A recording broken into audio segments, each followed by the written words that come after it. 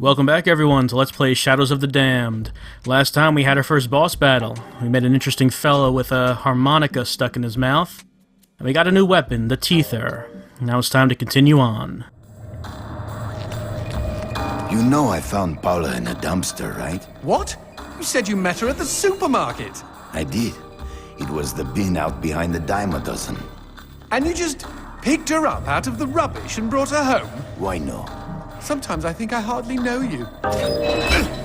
And we're starting to find out a little bit of the backstory between Garcia and Paula. What was that? I don't know, but we've got company, as in lots of. Well, if they pull up a chair, I would be happy to beat them with it. And that's good, because we get to try out our new weapon. It's pretty effective, but there's also something else I want to do that we haven't yet. Okay, not... Hold on a second. Yeah, there we go. Brutal kills. Something we haven't seen... What was that? Something we haven't seen yet. Hold on, that hurt a lot. Where did that come from? Oh, wait, hold... Okay, it's one of those guys with the cone heads. Hold on, let me just take him out. Otherwise, he can potentially kill us real fast. Okay.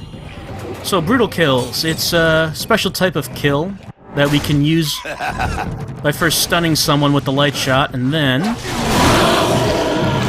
And there are a few different kinds of brutal kills, a few different animations, so we'll be trying this a few times so we can see them all. You only have a short window to do it, because they don't stay stunned for long.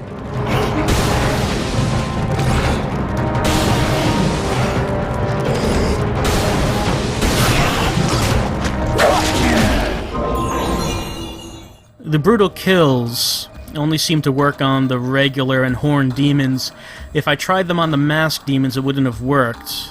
I'm not sure about the further specialty demons either. Oh, here's something unusual. An oversized book. The man who never had his fill. It was a cold and snowy eve. Certainly no night for a man without a home to be walking these grey and endless streets. Inside the pizza parlour, George Reed spun a lively tune on his harmonica. The local children giggled and pointed excitedly at the harmonica man as their parents glowed with approval. His reward would be all the pizza he could eat, 6 pies at least, and a warm bed in one of these folks' homes. He knew they were good for it. But when he tucked in for the night, George had not had his fill. As the years and calories stacked up, most men would have got older and fatter. Yet for all he consumed, George only got thinner as he washed from town to town. Tapeworm. Tonight he plied his trade with some grannies and orderlies in a nursing home. Hoo-ah-ha! His harmonica filled the room with joy. After devouring 3 helpings of pork chops and mashed potatoes, he eyed the plate of the old woman next to him. Juice dribbled down his chin. "Go ahead, Georgie," she said. "You're such a good boy, you shouldn't have to starve." But George had not had his fill.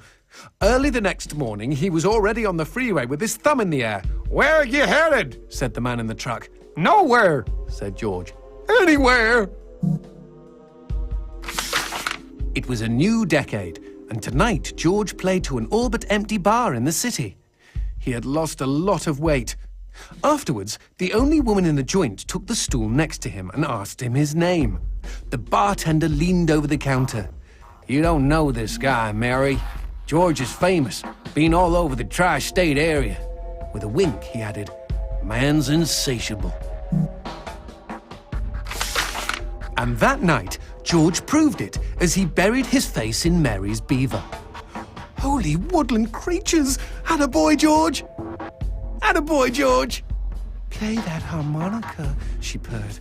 But even after 5 trips to heaven and back, he had not had his fill. The morning after was an awkward affair as they stared at each other over coffee. one wanted to feel more, the other just wanted to feel. In his final days, George was all skin and bones. I can relate, except for the skin part. His last meal had been a mistake. It was on a sidewalk one night in a small suburban town that he came across the boy. Hungrily, and with an agonized grimace, he opened his mouth to beg for help.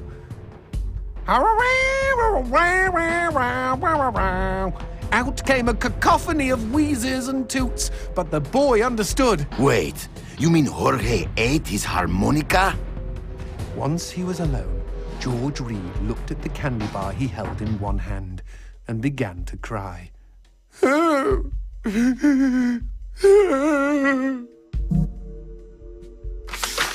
They found George's half-eaten body in a market next town over.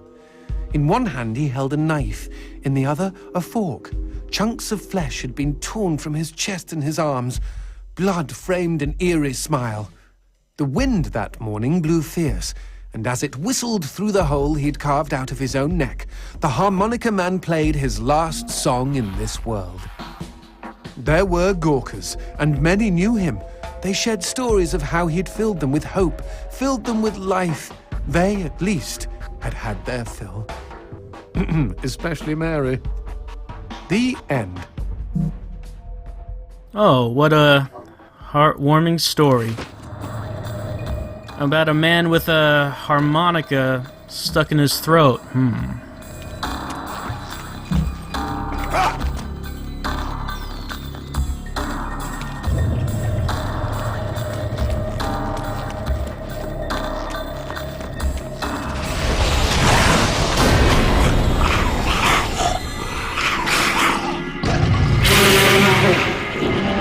That cheeky imp! He doused our goat! Then let's put out some lights of our own. Hold on. Alright, so here's the introduction to one of my least favorite enemies in the game. You just saw what it is they do, and they'll do it again and again. Basically, if there is a goat head shining light onto the scene, they're gonna try to extinguish it so they can bring on the darkness. Would you kindly bust a cap in those mother fudges before they douse the lights?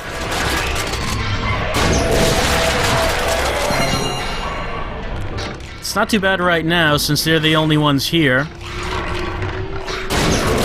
But we will be getting an example of how they can make things very difficult for us in a little bit. You know, we never finished talking about you kidnapping Paula. I didn't kidnap her. You hauled her out of a skip. Isn't that illegal in some states? What did she say? Nothing. Not for weeks. I was afraid to even touch her, you know? Like she didn't belong to me. To anyone. But something changed. There was a phone call. Phone call? Before now, we really don't know too much about Garcia and Paula.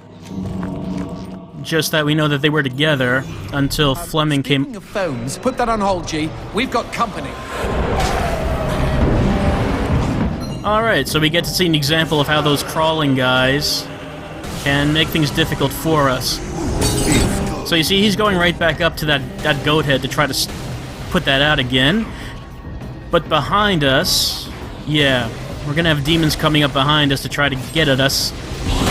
And of course, we cannot kill them while the darkness is up. So we're gonna have to keep shooting that goat head to bring the light back.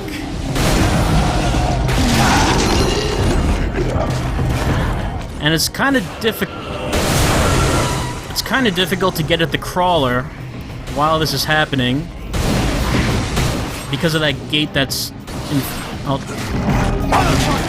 okay, I was just barely able to get him before the darkness went back up.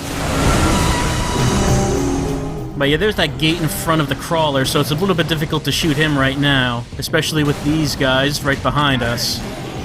So I'm going to take care of these guys first, and then we'll go after the crawler. Let's see if we can get him here. Oh, why am I not hitting him? I think the top of the fence is blocking me. Yeah. Okay, still a couple more guys back here.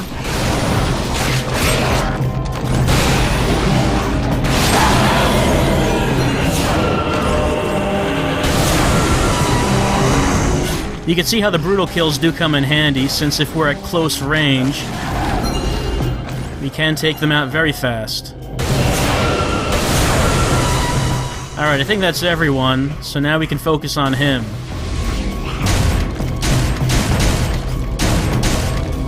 I might assume that there's an easier way of doing this that I'm not savvy to, but...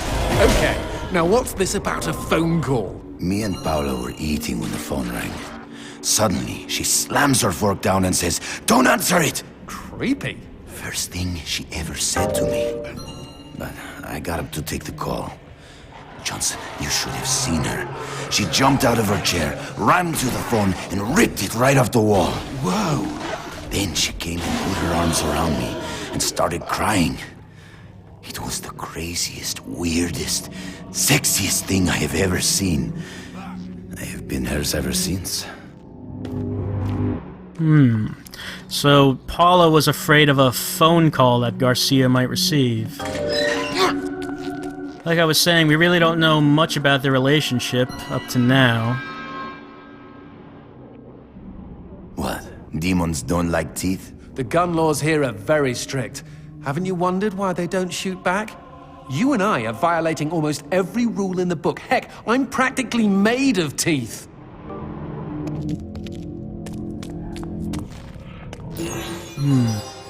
Strawberry.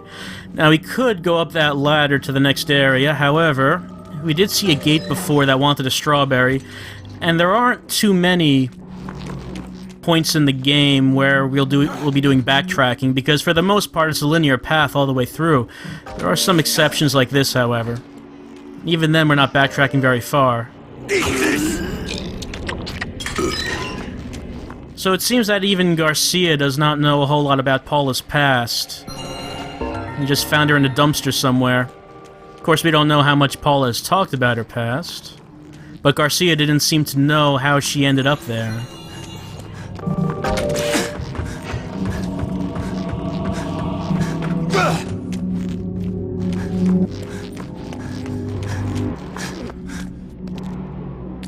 Alright, head up the stairs, and this ladder should be taking us into the next area.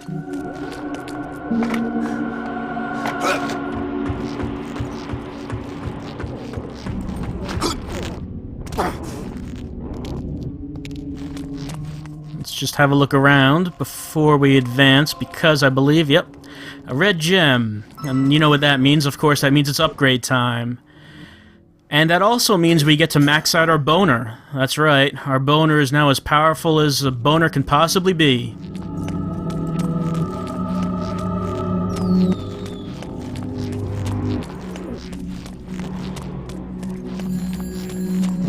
Expecting any phone calls? No, siree. Maybe it's from Paula. Or at least someone with answers. Dios mío. Paula, is that you? When will this fucking torture end? Ah! From hottie to hamburger, just like that. Perhaps Garcia should just start operating under the assumption that when he sees Paula, it's not actually her. As it seems that Fleming has been showing us perhaps illusions of Paula to torment Garcia. At least it would seem that way. But let's stop the road movie right here for right now. And as we enter the next scene, let's first take a look at some of the entries in the Johnsonpedia that have been coming up until now. See you next time.